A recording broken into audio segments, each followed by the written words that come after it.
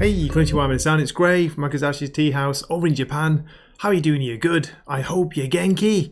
Getting closer to Christmas, I'm getting excited. Still just over 2 weeks to go, but today's hot picks. First of all, I want to give you 3 indie recommendations from last week you might have missed.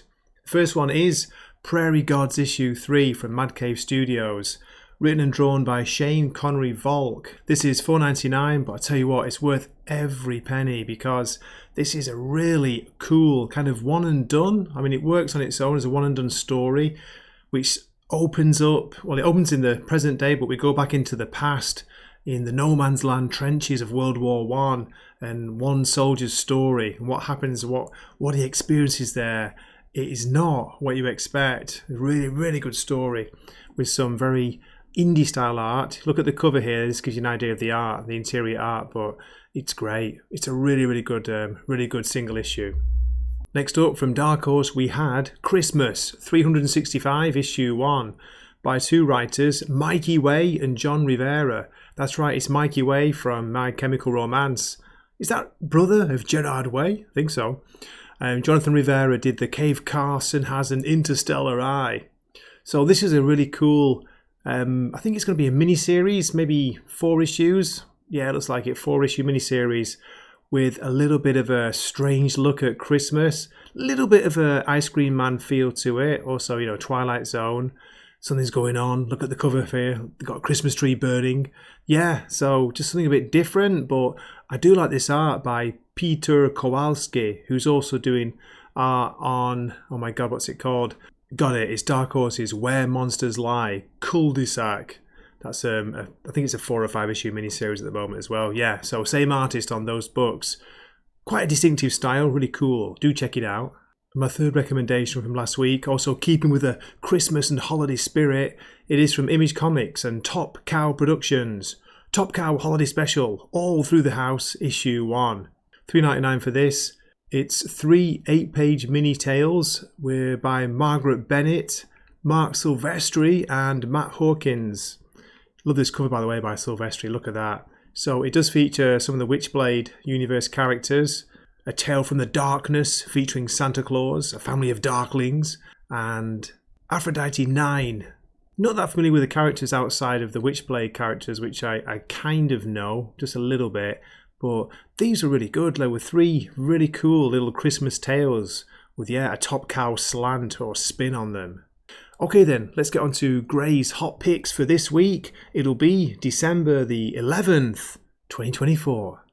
Starting with DC Comics, we have Green Lantern issue 18, legacy number 585. Written by Jeremy Adams, it's got wonderful art by Zermanico, colours by Romulo Farajado Jr. $4.99, 32 pages. Tharos has arrived on Oa, hell-bent on destroying everything in his wake, with only Hal Jordan and the other Lanterns to stop him.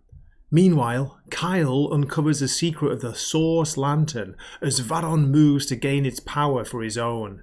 The Green Lantern universe flies toward a new status quo as our heroes contend with the nefarious forces gathered against them.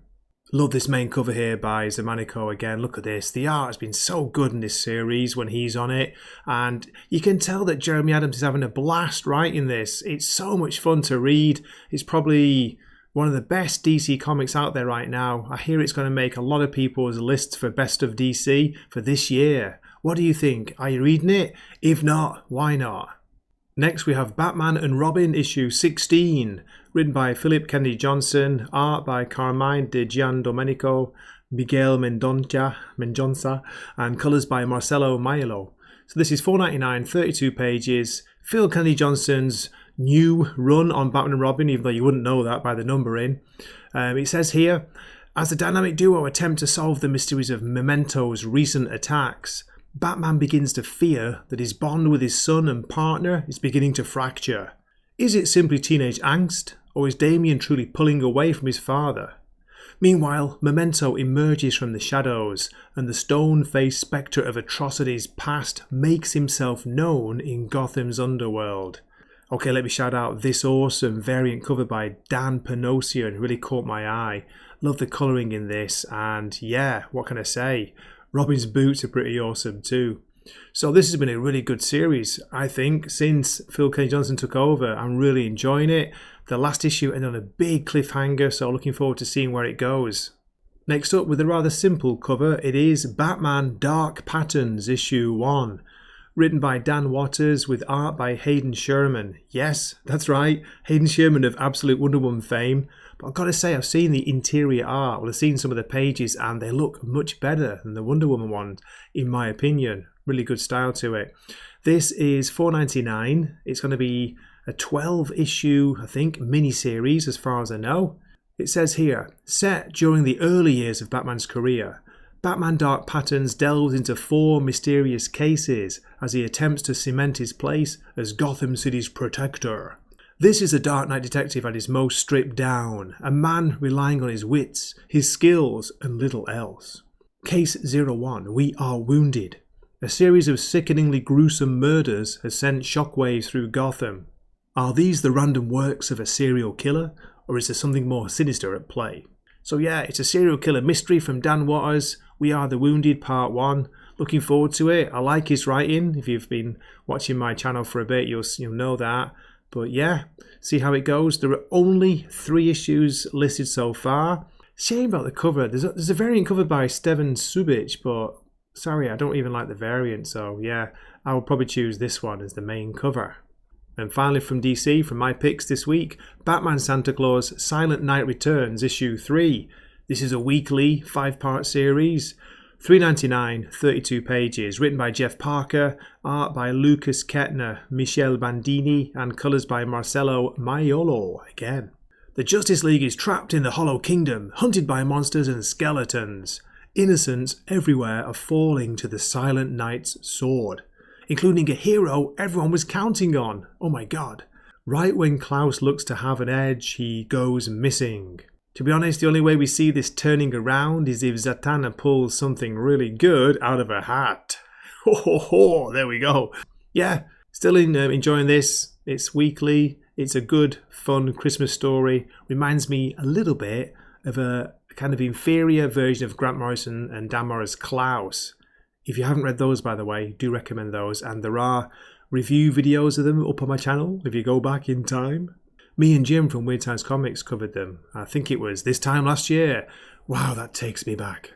I might have been drunk on one of those reviews. Just warning you. 2 large gins, 2 pints of cider. I've seen the cider. Moving on to Marvel, and we have the Amazing Spider-Man issue 63, Legacy issue number 957. $4.99, 32 pages. The reason I'm continuing with this is because this is the first issue of the 8 Deaths of Spider-Man that writer Justina Ireland is going to write in. So let's see how she approaches it. Let's see what her voice is like for the different characters, especially Spidey. It's pretty much going to be the same all over again, isn't it? It's going to be a big fighting issue. The art, by the way, is by Gleb Melnikov, colours by Marcio Maines. Spider-Man finds himself face to face with Sirius, Scion of Sitorak. Come on with these names, for God's sake. Sirius Black, Harry Potter. Hello, Harry. Represents the inevitability of time and takes Spider-Man on a heartbreaking tour through Peter Parker's past and future. How many deaths will Spider-Man spend trying to alter his past and save his future? Does anybody care? Maybe. I do like the cover here by Ed McGuinness, got to say that. I know Gleb Melnikov's name, the artist, but I can't remember his style, so I'll be interested to see what it's like, what the interior art's like. And as I say, let's see how Justina Ireland writes Spidey. Okay, Uncanny X-Men's out as well, but I've dropped that, so I'm going to focus on Ultimate X-Men issue 10, written and drawn by Peach Momoko, colours by her as well. Translation work by Zach Davison. Here we go. This is $4.99, by the way, 32 pages. Enter Viper. Viper enters the stage after a mass raid on the cult known as the Children of the Atom. What has the Makers Council been doing with the cult's mutants? And what of the mysterious figure they've been keeping prisoner? Hisako and her friends face a new world order, as the raid leaves mutants unleashed. Yes, I'm still reading this, I'm still enjoying it. I know, I have the Japanese bias for it. I've heard arguments, like valid complaints, that it's a female-led team with all the male characters being either villains or, really creepy or strange or weird. I can see that, but I'm just enjoying it because it's a kind of a manga take on X-Men set in Japan. If it is with a new team, yeah, I'm up for it. I'm having it. Call it me Japanese AI bias. He swaps his longsword for a Wakizashi, so Next up in a new number 1, Laura Kinney, Wolverine, issue 1. I know, don't kill me, hear me out. 32 pages, $4.99. Written by Erica Schultz, art by Giada Belviso, colours Rachel Rosenberg.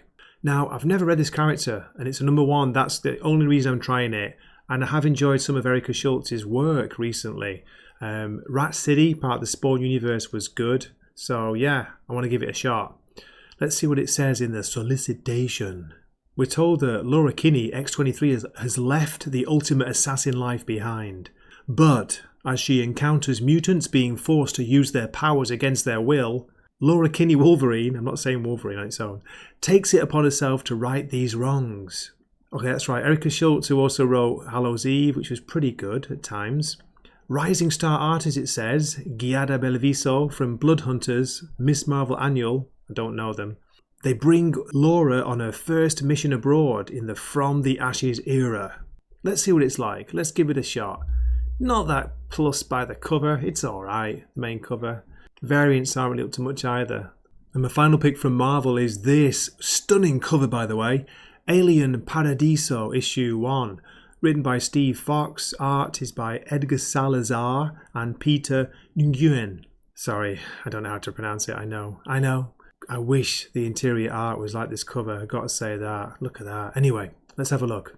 $4.99, 32 pages. The solicitation says, "Welcome to Paradiso, where the money flows like blood and the blood flows like acid.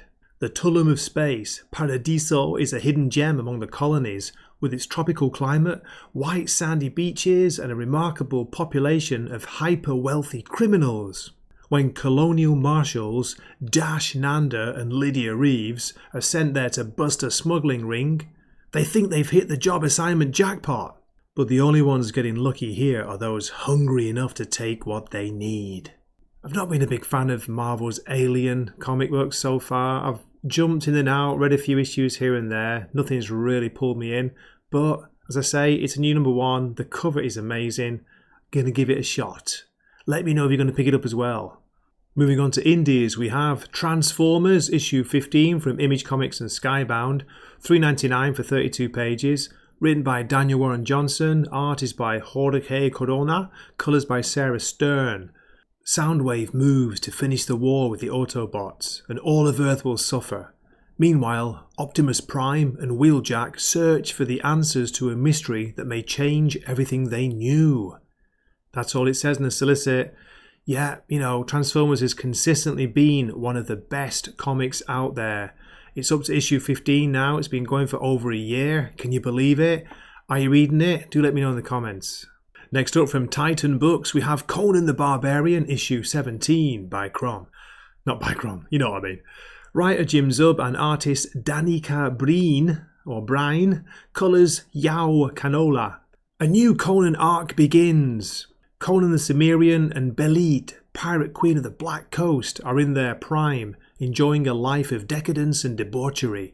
But a flagrant flash of wealth brings unwelcome attention from thieves with a taste for danger and agents from Stygia on a dark mission for their serpent god. Great cover here. Main cover is by good old Roberto de la Torre. Look at this. Cool, I love it. Yeah, I'm still up for Conan. It's been going over a year, of course, a year and a half. It's issue 17. Jim Zub is obviously having the time of his life writing this, and it comes across in the stories. Really enjoying this. I think this is my favourite from, the different Conan books, from Savage Sword and from the mini-series Blackstone. This has been so good. So yeah, looking forward to reading this. Are you reading Conan? Are you enjoying it? Next up from Boom Studios, we have Minor Arcana, number 4. Writer-artist Jeff Lemire does this. It's $4.99, 32 pages. This was recommendation from good old Fear Monarch, and a few other people have said it's good. Yeah, it's basically an indie by Jeff Lemire who's doing all the work on it. It looks at like real life. It's kind of slice of life, but with a magical ring or magical theme to it. Tarot cards, divination, what's going on, not quite sure. Magical powers, you know. In a desperate bid to free herself of this new curse, Teresa finds herself thrown into the unseen world once again. Delving deeper into the mysterious realm, Teresa uncovers secrets that will prove vital to her understanding of this power, but also finds herself stalked by a dark figure whose presence grows increasingly sinister. Not much to say about it, but it's worth a look if you're looking for something different, and if you like, or you can, you don't mind Jeff Lemire's art because he has a very distinctive style. The cover is basically the style of the art in this book. Pretty good indie book so far. Another pick from Image is Creepshow Holiday Special 2024 Issue 1, $3.99. Writer Teeny Howard, hang on a minute, writer Blake Howard and writer Steven Subic, cover artist Martin Morazzo, and there's a great variant cover by Simon Parr, which I want to get. Fantastic variant cover, check this out. First, a New Year's Eve party gets fiendish as Teeny Howard, Catwoman, no comment, Blake Howard, Punchline, and Steven Subic, the Riddler Year 1, very good by the way, will have you crying for your mummy in the new year. Then, beloved comedian Terry Reno revisits, a holiday classic from the Petrolhead team of Rob Williams and Pi Parr that quickly takes a shocking turn before a live studio audience. Interesting combination of writers there, just got to say that. No offence for any fans of T.D. Howard out there, but yeah, I've been enjoying the Creepshow. Me and Salty were talking about it. He really enjoys it. Great covers on them as usual. This Martin Morazzo one is the Ice Cream Man artist, but I've got to say that there's a great Simon Parr, which I showed you, and there's also a Steve Beach 1 in 10 variant, which is pretty awesome too. And hello. From Titan Books, we have Heatseeker Combustion, Issue 2, emphasis on the bust. $3.99, 32 pages. Writer Charles Ardai, artist Ace Continuado. The cover here is by Derek Chu, and there's some really nice variants to chew on if you have a look on the League Comic Book Cage? You what, love? Page? The best-selling Gun Honey spin-off is back. A biological weapon that could kill millions. A scientist's daughter who needs to disappear. And Heatseeker Dahlia Racers is on the job. But can she beat a beautiful mercenary unable to feel heat, cold, fatigue or pain? The finest kind of pulp noir, says Ed Brubaker. I wonder if he's reading the latest series. Just asking. Okay, next up is a rare choice by me of a release from DSTLRY. Warm Fusion Issue 1. Now, some of these stories I've heard are good, but it's the price point that puts me off. They're $8.99, it's 48 pages, magazine size. What got me with this is the synopsis. It says, Warm Fusion is a dark sci-fi thriller mixing the body horror of David Cronenberg with the bleak urban future of Blade Runner. For fans of Videodrome, yes, The Thing, Double Yes, and RoboCop, come on, I'm in. It's quite a long synopsis, so bear with me. New York City, over 2 decades into the future, has been devastated by crime, ongoing storms, radiation from a terrorist incident in Times Square, and the genetic mutations caused by a life-saving cure. After a series of murders ripped through the city's brothels, an escort named Vin Young, who cosplays as Snow White, is one of the generation of deformed victims who decides to help find the killer or killers responsible. Reluctantly joining forces with Jared Hanover, the lone cop assigned to the case. The two are led to a biotech megacorp launching a cellular metal called Warm Fusion, a pioneering technology meant to replace prosthetic limbs. Prosthetics? Jesus, I'm giving up. I'm going home. And they soon confront the sociopathic scientist Nicholas Fleischer, his monstrous alter ego, Mr. Barnaby, and the hideous monster that he's been secretly creating. I do like the main cover. It's pretty simple, but I've got to say, if I could choose one, I would go for the 1 in 25, so yeah, hard to get, Charlie Adlard variant. Look at this. Very cool cyberpunk Blade Runner kind of feeling, theme, noirish look to it. Future noir. I love it, man. I love it. I can't get enough of it. And my final choice is from Oni Press, Skin Police, Issue 3. Written by Jordan Thomas with art by Daniel Gette, colours by Jason Wordy. I've actually chosen the variant cover by Andy Bellinger here. Do like this. In his role as an agent of the DIC, Brisson Ekis has earned his reputation as the best of the best. He's made a career hunting and capturing potentially homicidal clones, aka dupes, and for him it's always been business. But when someone very close to him is marked for assassination by the Pro Dupe League, things are about to get very personal. $4.99 for this, a real kind of 2000 AD flavour to it, a sci-fi, futuristic story. I'm enjoying it, I'm liking the art as well. And yeah, that's it. That's it for me picks for this week. It was quite a big week, wasn't it? Quite a lot of picks in that. I thought it was a small week, but hey, what can you do? Just want to point out the Marvel comics, apart from Ultimate X-Men, I'm only going to read them if I can get hold of review copies. I'm not going to spend my money on Marvel, but the DC ones I'm really enjoying, looking forward to those. And yeah, some great indies out this week. Loving the indies. Bring it on. So as always, thanks so much for watching this far. Do drop a comment, let me know your picks for this week and any recommendations I might have missed. Always great to hear from you. This has been Gray from Wakizashi's Teahouse, signing off for the night. Matane.